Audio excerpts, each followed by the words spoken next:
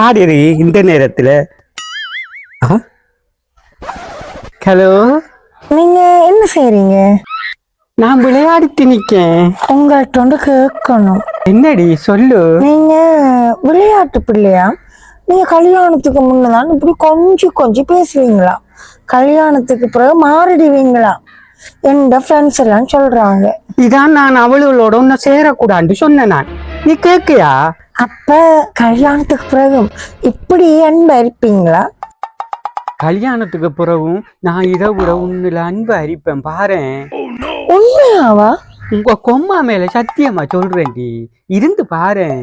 வார ஞாயிற்றுக்கிழமை எனக்கும் சுரேஷுக்கும் கல்யாணம். நீங்க வருவீங்களா? என்ன அவள் பறந்து போனாளே